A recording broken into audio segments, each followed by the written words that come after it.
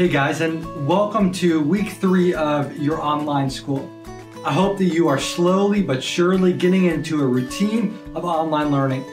I've heard from many of you that although this is maybe a challenging season, definitely a very new one, that you are experts at making the absolute most of this time.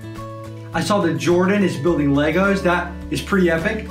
Malachi is building rocket models. I wonder if his mom is letting him launch them off indoors. In the meantime, Lauren is riding horses, and not surprisingly, Chad is still fishing. I guess fish bite regardless of corona or not, right? Hey, but guys, this week we are going to see that many of our pastimes and the things that we enjoy doing are connected to our worldviews that are mixed in with our age. Before we look at some of the hard worldview clashes between religions, views on marriage, and other types of worldviews, we will be discussing a soft worldview clash, one that I think that we all have experience with. And we're going to call that the generational tension. And we all know that there are 3 generations out there.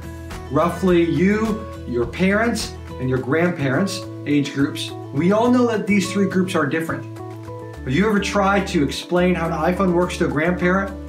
Now, they might want to understand that so badly, but it is hard for them to get to know how it works.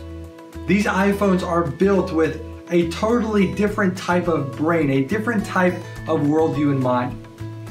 But if in the same conversation you ask them, hey, Grandpa, Grandma, tell me what it was like to be a kid 60 years ago, you will easily fill an hour with these amazing stories from your grandma, granddad from the past. And this week, we're going to see that there are these roughly 3 generations in the world around us. 3 generations that think, that act, and that view the world around them totally differently. And if we're not aware of this, we might miss out on some of God's amazing blessing. I love Solomon in Proverbs. He puts it a little bit more bluntly. He says to neglect the wise counselors God has given us is to be a fool. See, God has designed His church to function through the commitment of all generations. And I imagine it to be a little bit like a bridge. All 3 of these generations are existing together, and together they have the responsibility to be fully committed, completely into God's work. Only when they do this will the church be able to make the biggest possible impact in the world. If one of those 3 generations slacks off, the bridge of God's work that connects God Himself to the lost world will weaken. Of all the New Testament writers, we might see Paul articulate this the clearest as he's writing in Titus chapter 2. In this passage, Paul motivates the different generations in the church not only to get along together, but also to thrive together. And he does this by painting a picture where each generation has a specific purpose. Older men get a mention, younger men get a mention, older women and younger women as well. They all have a role in the fulfillment of Christ's mission for His church. And we're going to look at this passage much more closely towards the end of our week. But for now, I'd love to focus in on how Paul ends his chapter in chapter 2.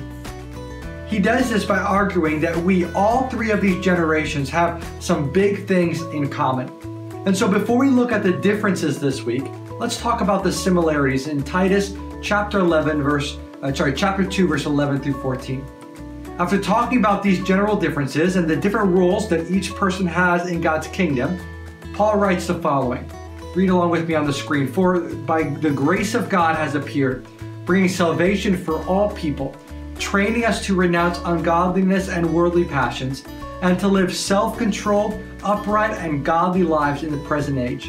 Verse 13, waiting for our blessed hope, the appearing of the glory of our great God and Savior Jesus Christ, who gave Himself for us to redeem us from all lawfulness and to purify us for Himself, a people for His own possession, who are zealous for good works.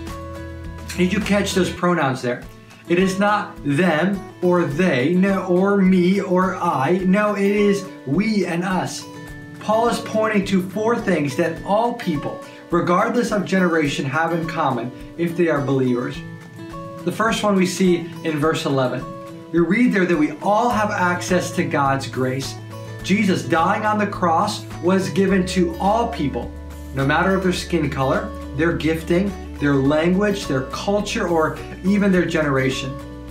The second commonality is found in verse 12. We all struggle with sin. If an older person tells you that your world is more sinful than the one that they grew up in, you can definitely question that. Our world today struggles with the same amount of sin as the 1950s. It's just packaged differently.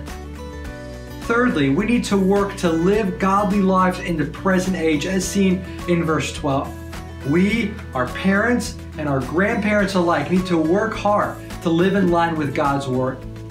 Your parents are working just as hard as you are to follow Jesus. And then finally, in verse 14, we read that Jesus is coming back for all of us.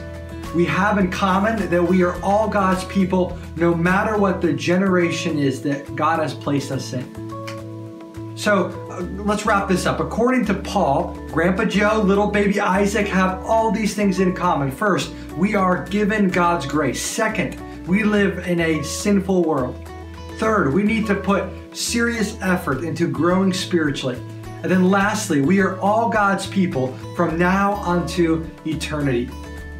Hey guys, it's because we have these things in common with all believers across all generations that we need each other to do God's work. God's kingdom is never a solo performance. We need every generation to do His work. Hey, to be able to do this better and more effectively, we will pause this week to look at more closely at the three generations that are found in our global church and understand what the subtle differences in our worldview are. So we'll see each other again on tomorrow's content, but for now, be sure to read the assignment details incredibly carefully for today's assignment.